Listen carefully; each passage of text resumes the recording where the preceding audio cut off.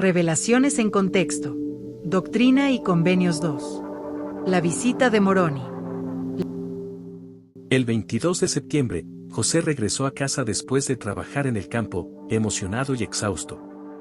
Su madre, Lucy, recordó que cuando la familia se encontraba reunida, José les dijo que un ángel lo había visitado toda la noche anterior. No era la primera vez que José había recibido orientación divina. No obstante, después de su primera visión, ocurrida 3 años atrás, él simplemente le había dicho a Lucy sobre su decisión de no unirse ni a su iglesia presbiteriana ni a ninguna otra congregación. Fueron las visitas del ángel Moroni, las que por primera vez, convirtieron las experiencias espirituales personales de José en tema de conversación en la familia. En la mañana del 22 de septiembre, la experiencia de la noche anterior había dejado a José tan agotado que tuvo dificultades para completar sus tareas junto a su padre y a su hermano, Alvin. No obstante, él aún dudaba en contar lo sucedido. ¿Le creería a su padre? Como José no ofreció ninguna explicación de su cansancio, Joseph Smith padre, supuso que su hijo estaba enfermo, y lo envió a casa a descansar. Sin embargo, antes de que José llegara a casa, el ángel se le apareció nuevamente, indicándole que se lo contara a su padre y asegurándole que él le creería. Por la noche, José decidió relatar la historia de la visita angelical a toda su familia. Se tomaron en serio su experiencia. Sin embargo, cuando José empezó a contar lo sucedido, su hermano mayor, Alvin, notó su cansancio y sugirió que todos se fueran a dormir y se levantaran temprano al día siguiente para terminar las tareas. Luego regresarían a casa para disfrutar de una larga y agradable velada, momento en el que podrían sentarse y escuchar la historia. Lucy preparó la cena temprano al día siguiente, y toda la familia se reunió antes del anochecer, el padre, la madre, los 6 hijos, y las 3 hijas. Lucy recordó que después de advertirles que aún no era el momento para contar al mundo el mensaje que había recibido, José empezó a contarnos las maravillas que Dios le había mostrado. En Doctrina y Convenios 2, se presentan solo unas pocas decenas de palabras, de las miles que finalmente se pronunciarían y escribirían acerca de las visitas del ángel Moroni a José Smith. Las instrucciones de Moroni lo condujeron a una colina cercana, donde encontró un registro grabado sobre planchas de oro, que contenía la historia sagrada de antiguos habitantes del continente americano. Llegado el tiempo, él traduciría el registro por el don y el poder de Dios y lo publicaría con el nombre del Libro de Mormón. Para la familia Smith, sin embargo, esas noches de septiembre de 1823 marcaron el momento en que sus corazones empezaron a volverse hacia las antiguas promesas y la tarea que debía emprenderse antes del regreso de Jesucristo a la tierra. Lucy Mack Smith fue una de las primeras en escuchar sobre el mensaje del ángel Moroni y en sentir cómo unía más a su familia. Al final de su vida, Lucy recordaba de esas visitas nocturnas.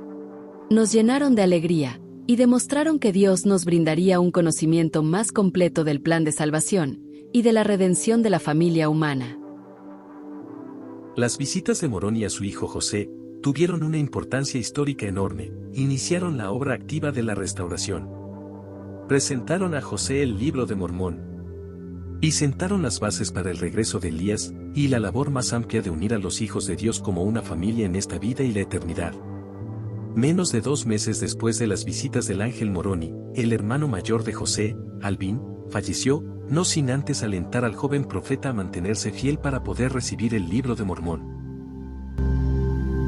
La mano de Elías.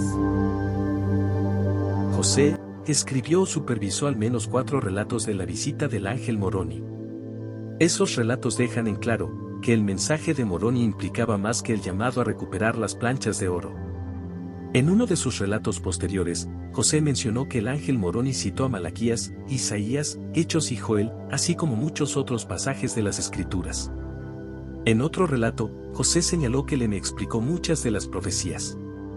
Con el tiempo, el pasaje de Malaquías sobre el regreso de Elías adquirió una importancia especial para los santos de los últimos días. Elías fue un profeta poderoso del Antiguo Testamento, que selló los cielos para que no lloviera, hizo descender fuego del cielo, multiplicó la comida de una viuda y resucitó a un joven muerto. Pero lo que tendría una profunda influencia en las tradiciones judías y cristianas, fue su asombrosa ascensión al cielo sin experimentar la muerte física, y la promesa de su regreso.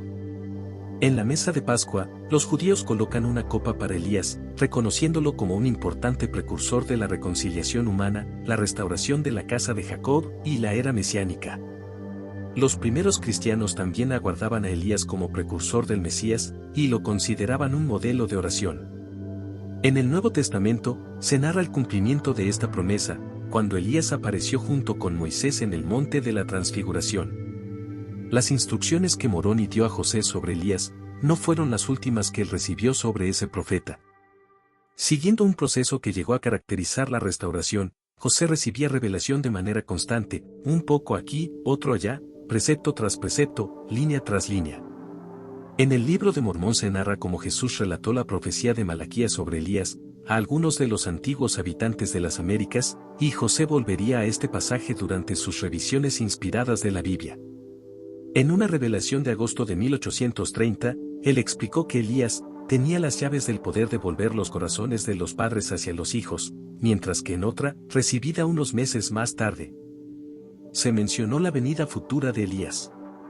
En el diario de José Smith, se registra que Elías se apareció en el templo de Kirtland en abril de 1836, declarando: "Ha llegado plenamente el tiempo para su regreso, tanto para volver los corazones de los padres hacia los hijos como para confiarle las llaves de esta dispensación".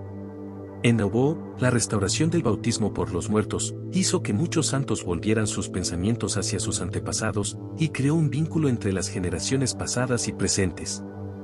Desde entonces, muchos santos de los últimos días han relacionado el espíritu de Elías con las ordenanzas del templo y la obra de historia familiar. Aún así, la promesa del regreso de Elías implica más que la obra del templo y de historia familiar. La restauración en sí, como el retorno de la autoridad que había en la antigüedad a las generaciones modernas, cumplió la profecía de Malaquías, repetida por el ángel Moroni en 1823.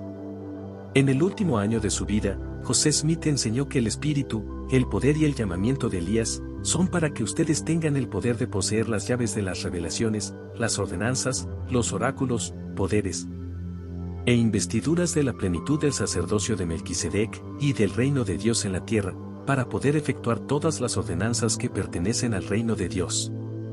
O como José explicó en otra ocasión, el convenio que Dios hizo con el antiguo Israel estaba por cumplirse. Encuentra más recursos de contexto histórico en la sección Historia de la Iglesia, en la app o en la página de la Iglesia de Jesucristo de los Santos de los Últimos Días.